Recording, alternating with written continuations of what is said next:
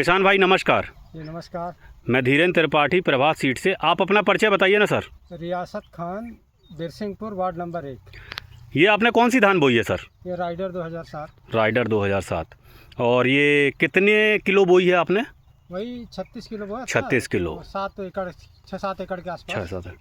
तो मैं आपको बता दूं, ये सतना ज़िला में मैंने आप बहुत जगह आपका घूमा है, लेकिन आपकी जो ये धान दिख रही है, इस हिसाब से मैंने अभी तक किसी की भी धान नहीं देखी। तो आपने कैसे स्टार्टिंग की थी, कितना रोपा लगाया था, कैसे क्या किया था साहब? रोपा ये खेत में तो मुझे लगता है 2 किलो लगी होगी। ये वाली सिर्फ 2 किलो धान 2 है? किलो लगी होगी। तो आपने इसके साथ धान के साथ क्या क्या मिलाया था सर? धान की पहले तो अपन नर्सरी तैयार किए। नर्सरी तैयार की। नर्सरी तैयार के जब रोपा लग गया, हाँ, तो अपन DAP और पोटास का छिड़काव करा दिया। तो पोटास आपने कितने दिन बाद डलवाई थी? वही वो लगवाने के तीसरे चौथे दिन। तीसरे से चौथे दिन। तो और कितना, मतलब प्रति एकड़ कितना डलवाया था? 20 किलो पोटास, 20 किलो बैग, एक बैग DAP। NPK जो हो। अच्छा, तो फिर उसके बाद दूसरी खाद में आपने? दूसरी खाद अपन फिर वही 20 से 25 दिन के भी नहीं, पहली खाद हो गई वो तो। हाँ, DAP फास्फोरस से पहली खाद फिर अपन डाले। वही जब ग्रीनरी आ गई, हरा हो गया पेड़, लग गई, हाँ, लगान ले ली, तो वही 10 से 12 दिन बाद। तो वो कौन सी खाद डाली थी आपने? यूरिया, ह्यूमिक एसिड और हाँ यूरिया, अपन बस यूरिया ह्यूमिक एसिड यूज किया। तो ह्यूमिक एसिड कितने % था उसमें?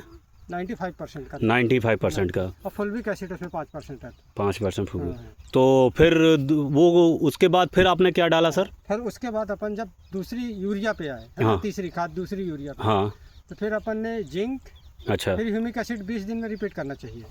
तो अपन ने तो ये किसान भाई सबसे ज़्यादा क्या गलती करते हैं आपके हिसाब से? मेरे हिसाब से सबसे बड़ी गलती तो ये करते हैं कि सही बीज का चुनाव नहीं करते जी। हाँ। और दूसरी चीज़, उनको ये नॉलेज नहीं है किसके साथ क्या मिला के डालना चाहिए। DAP जिंक के साथ मिला के डालते हैं, जो एक दूसरे का दुश्मन है। अच्छा। मैं आपकी व्यवस्था की खास कर पहुंचाना चाहता हूँ कि DAP जिंक ना मिलाओ, साथ में जहर है। अगर दोनों DAP जिंक मिला के खेत में डाला जाएगा तो DAP और जिंक दोनों डीएक्टिवेट हो जाएंगे। तो उसकी जगह क्या डालना चाहिए सर? आप कुछ भी भाई, यूरिया DAP डाल लो, या तो DAP जिंक डाल लो। जिंक जरूरी है खेत के लिए, जिंक ज़्यादा जरूरी तत्व है। यूरिया, DAP, पोटास, सल्फर और जिंक, ये देना ही देना खेत में। तो जैसे कि आप बता रहे हैं ये सारी चीज़ें, अब इस समय किसान को, आप भी जानते हैं यूरिया की बहुत मारा मारी है, तो इस समय यूरिया का क्या ऑप्शन बनता है कि यूरिया की? अमीनो सल्फेट, लेकिन हमारे यहाँ तो अवेलेबल नहीं है। अमीनो सल्फेट मिल जाए तो वो बहुत अच्छा रिजल्ट है यूरिया का। हाँ, वो नहीं मिलता तो फिर नैनो यूरिया 20%, लास्ट वही ऑप्शन। जैसे कि मैं आपकी धान भी देख पा रहा हूँ, अच्छे कल्ले भी दिए हैं आपकी धान ने। और ये जैसे कि इसमें तो अभी अब नेक्स्ट इसमें क्या डालेंगे सर? इसमें अपन अब इसमें हो गया 05234 बोरोन का स्प्रे कराएंगे बस। अब इसमें स्प्रे कराएंगे? हाँ, 05234 बोरोन का। जी। तो ये जो आप मतलब खेती कर रहे हैं, ये कितने सालों से कर रहे हैं सर आप? ये खेती तो लगभग 25-30 साल से पहले पापा करते थे, इधर 4-5 साल से मैं करने लगा।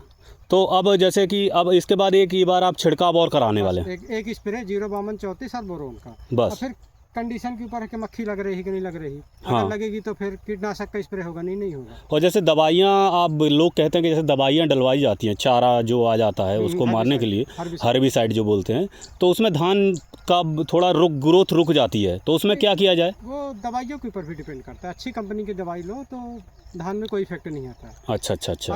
आता भी है तो जैसे अपन आज दवाई डलवा दिए, उससे 3 से 4 दिन बाद उसमें पानी भर दो, और पानी भर के सीधे यूरिया, अगर DAP नहीं डाले हो तो DAP मिला के, अगर DAP डाल चुके तो यूरिया, जिंक, ह्यूमिक एसिड, इतना मिला के आप डलवा दो, 1 हफ्ते में वो पूरी हरी हो जाएगी। चलिए, बहुत धन्यवाद। हेर्बिसाइड का इस्तेमाल हुआ है ना, लग रहा कहीं से? नहीं। यही तरीका किया गया है। चलिए, अब आपकी धान जब गिलेत में आएगी, जब इसकी बाली आएंगी, तब आपसे फिर मुलाकात करेंगे। चलिए, बहुत धन्यवाद सर। धन्यवाद।